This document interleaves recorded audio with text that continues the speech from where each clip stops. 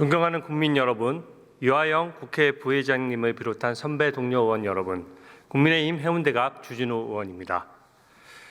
헌재는 민주당의 탄핵 특검 남발, 또 국가기관 마비, 예산 전액 삭감도 통렬히 지적했습니다. 민주당은 비상계엄 이전에도 기를 쓰고 헌재를 6인 체제로 만들어 마비시켰습니다.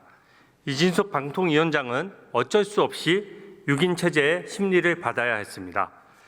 대통령 탄핵 선고가 늦어지자 갑자기 민주당은 9인 체제로 만들자며 헌법상 정해진 재판관의 임기 6년도 법률로 마구 늘리고자 했습니다.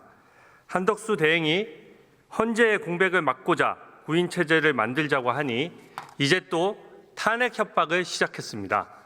급기야는 오늘 민주당은 한덕수 대행을 형사 고발까지 했습니다.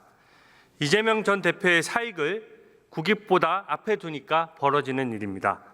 지금 우리 선택이 대한민국과 청년들의 100년치 미래 먹거리를 결정합니다. 맹목적인 친중 친북보다 당당한 대미 통상 외교를 펼쳐야 합니다. 민주당은 이 와중에 최상목 경제부총리 또 한덕수 대행에 대해서 탄핵을 또 진행하려고 합니다.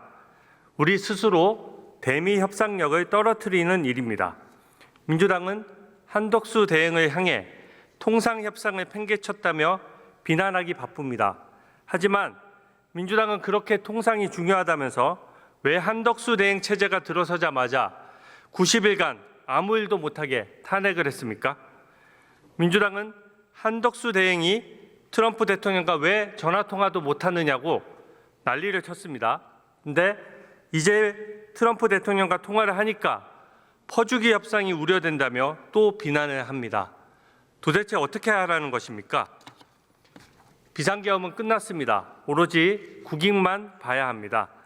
일본은 미 트럼프 정부와 협상을 위해서 야당이 정쟁의 중지를 선언했습니다.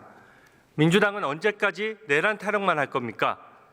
민주당은 내란이 종식되지 않았다며 경제보다 민주주의 파괴 세력을 정리하는 것이 우선이라고 합니다.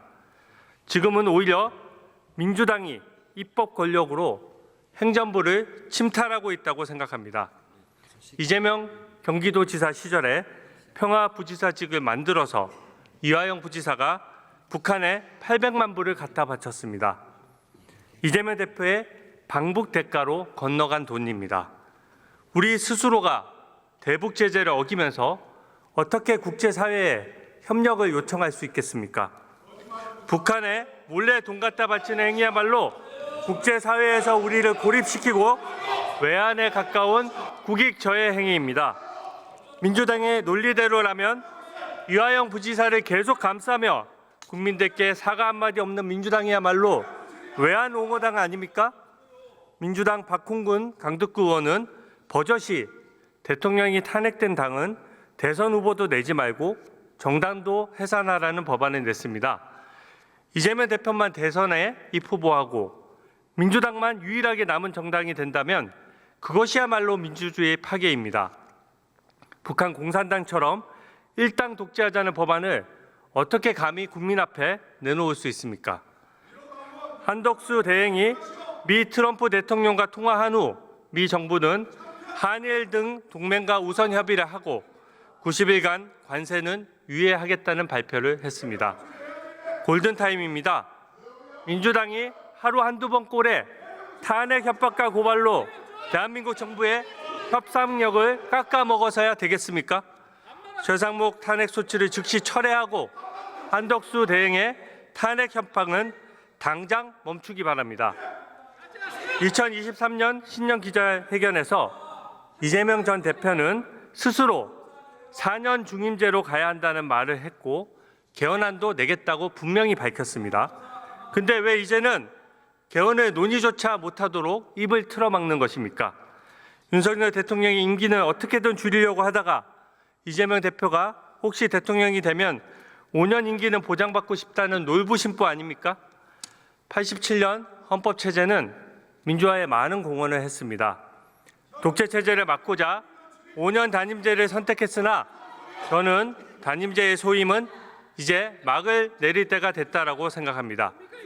미국, 프랑스 등 대통령제를 선택한 선진 국가들은 4년 중임제를 하고 있습니다.